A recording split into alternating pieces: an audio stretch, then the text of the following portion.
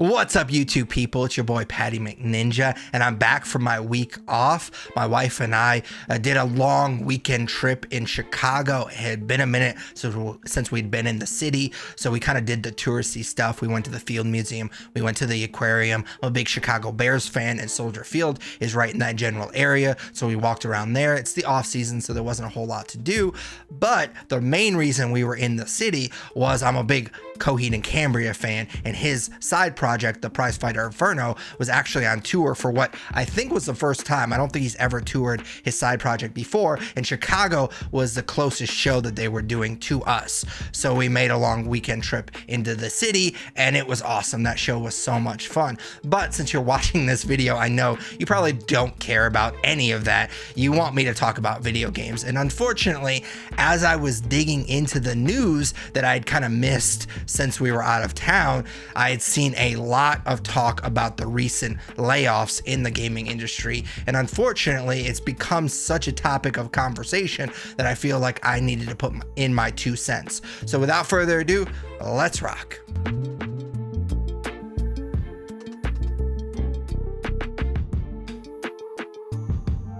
And layoffs in the video game industry is not something new. It's especially been picking up, unfortunately, in the last year or so, but it especially feels like it's coming to a breaking point the last week or so. Especially, I think it was like on February 27th, Sony announced massive layoffs. They did that announcement in a form of a blog post. Their president and CEO, Jim Ryan, wrote in a blog post, which I know I'm really bad about this, but I will try to remember to link the entire blog post in the video description below.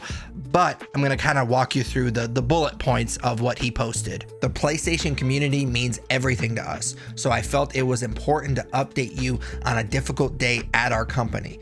We have made the extremely hard decision to announce our plan to commence a reduction of our overall headcount globally by about 8%, or about 900 people, subject to local law and consultation processes. Employees across the globe, including our studios, are impacted. Ryan also included an internal email in that blog post that gave a lot more details. Apparently, all the US employees that were affected by these layoffs were notified shortly before that blog post went live. However, in the UK, it's proposed that PlayStation's London studios, best known for their work in VR, is going to close permanently. There's also going to be reductions in Firesprite Studios, as well as other functions within Sony in the UK. And the reason that the layoffs are official in the US, but not technically official in the UK, is there are actually labor laws in the UK that require a consultation process to happen before massive layoffs. And surprise, surprise, there's no such labor laws in the US. Companies in the US can just fire or lay off people willy-nilly, essentially. I don't know why I said willy-nilly. And if that wasn't bad enough, there was actually a second blog post from the president of PlayStation Studios that confirmed that Insomniac Games, best known for their work, of course, on the Marvel Spider-Man games, as well as Naughty Dog and Guerrilla, were also caught up in these layoffs. Following that second blog post, Insomniac actually posted this statement to Twitter. Like several other teams across Sony and PlayStation Studios, Insomniac Games was impacted by yesterday's layoffs. There are no sufficient words to express our feelings about it. This is a solemn and unprecedented moment for our studio. We are focusing our energy on helping everyone affected through this challenging time. For those who are hiring, there are great people seeking new roles who make important contributions to Insomniac's history. We are extremely grateful for them, and they will be missed. And layoffs suck no matter what, but these are major studios that we're talking about. If you asked me to give you my top 5 Sony first party studios, which, side note, that'd be a very specific ask of you, I think all 3 of these studios that I just mentioned that were caught up in these layoffs would make that list for me. Insomniac is awesome. I love the Spider-Man games, so they'd probably be number one for me. The Last of Us is one of my all-timers. I don't love the Uncharted games as much as everybody else, but they're still pretty cool games, so Naughty Dog would definitely make the list as well. Probably be pretty high up there. I don't know if it'd be number 2 or not. And then, of course, the Horizon games are dope as well, so I really respect the work that the Guerrilla team is doing as well. And again, layoffs suck no matter what, but I think what really hit me and why this news really hit me like a gut punch is these are massive studios. So when you're talking about layoffs, I assumed studios like this that are massive and seemingly successful, you would think that they would be untouchable when it comes to stuff like this. So the fact that they are also getting caught up in all these layoffs leads me to believe there's a bigger problem within Sony and the gaming industry as a whole. And I say the gaming industry as a whole because these layoffs are nothing new within the industry. 2023 and now the beginning of 2024 have been a disaster in terms of layoffs in the gaming industry. And unfortunately, I do not have time to highlight every single one of these layoffs because we'd be here all day. This video would be an hour long, but there are a few others that I do want to highlight. Following the acquisition of Activision Blizzard by Microsoft, Xbox slashed the marketing budget for the studio while also laying off about 1,900 people, which is roughly 9% of that studio's staff.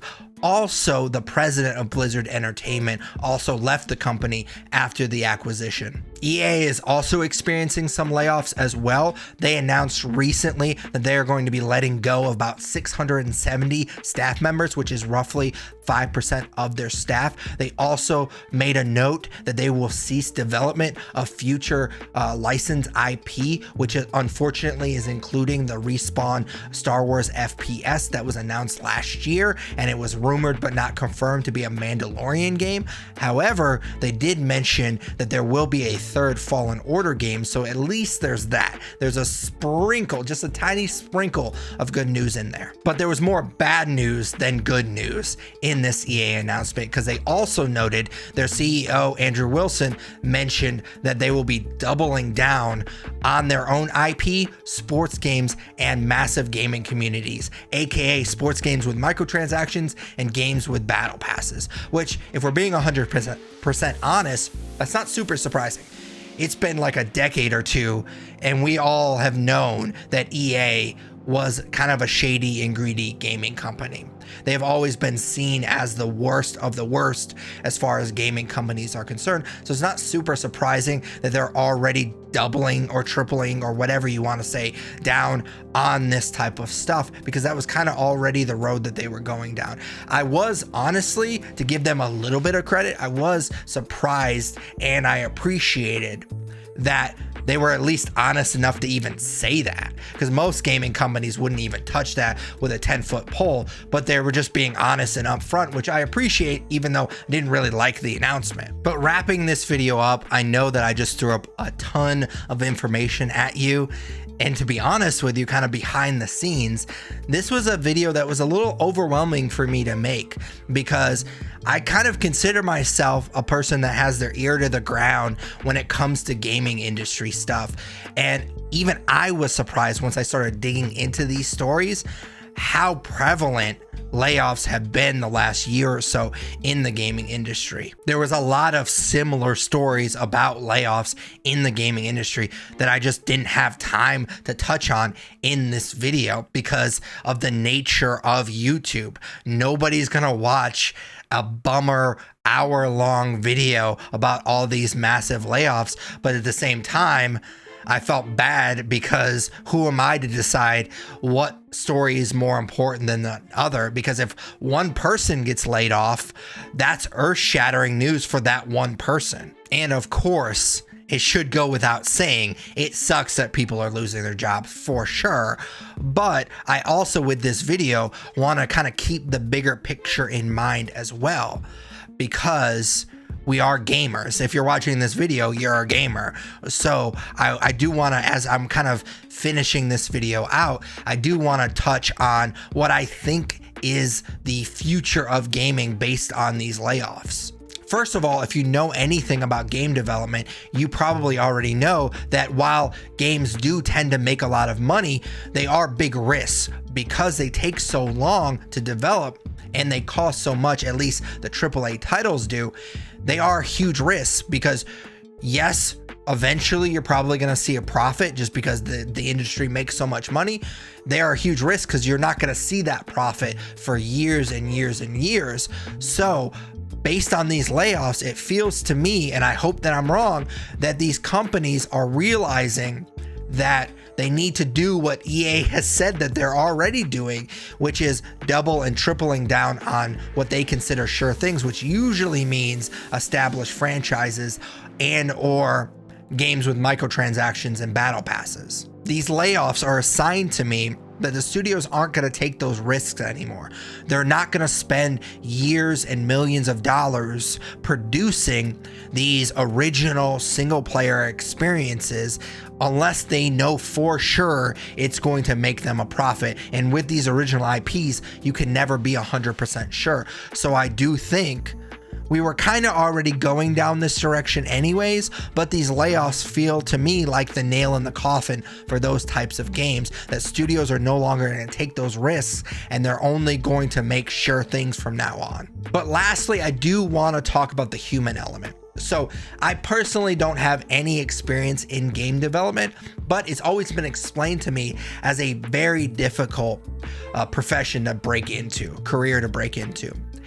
And now that we have all these layoffs, I feel like it's going to basically be impossible because the studios that are laying people off are obviously not rehiring people, because if they had the money to rehire them, they wouldn't be laying off these people to begin with. So there's going to be a lot less openings. So the people that are fresh out of school for game development are going to be competing for these few openings with the people that just got laid off. So I do feel like we're going to lose what could have been very talented game developers because they have to survive. They kind of had to move on to a different career field because they couldn't get a job in game development. So I do feel like we're going to have a lot less really talented game developers because of these layoffs. And even though I don't have any experience in game development, I do feel like I can personally empathize with that, because when I got out of school, which I'm basically ancient at this point, this was like 10, 15 years ago, I had a degree in a particular field and I just could not find a job. For years, I struggled because a similar thing was happening in that particular field at the time. A lot of places were buying people out and talking them into early retirement, and there weren't that many job openings. So I was literally competing with people with decades of experience for very few openings, and it was impossible for me to get a job.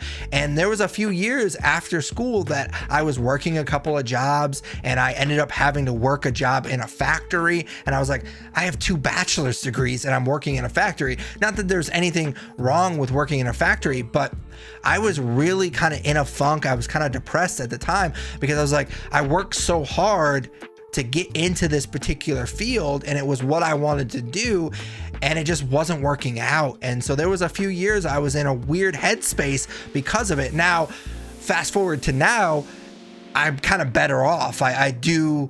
It's not in the same field, but I was able to get a job that kind of overlaps a little bit with what I was trained to do. And I make a lot more money than I would have otherwise. Not that that's the end all be all, but it is pretty nice, especially as a gamer. It's a very expensive hobby, so it's nice to have that extra money. So it all worked out for me in the end, but there were a few years where it was really rough for me. And I definitely empathize with these people, not just the people that got laid off, because that sucks. I've never been fired from a job, but I can only imagine that that's awful. So that really sucks for them, but it also sucks for these people that are working really hard to learn how to get into this field. And it doesn't feel like, again, I hope that I'm wrong, but it doesn't feel like it's going to be very easy to get into this field, because it sounds like it was already pretty hard to get into anyways. So I definitely feel for all these people. I hope it works out for them. I hope it works out for them like it worked out for me.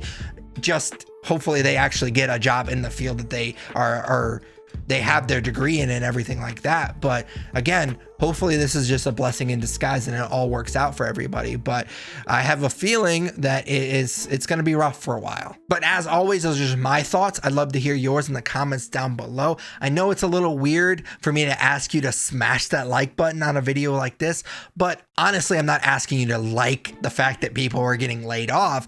I'm asking you to tell YouTube that you appreciated this content. It's just a free and quick way to tell YouTube, hey, this is good stuff. You should pass it along to other people that might enjoy it as well. Of course, since you made it this far in the video, I assume that you enjoyed this type of stuff.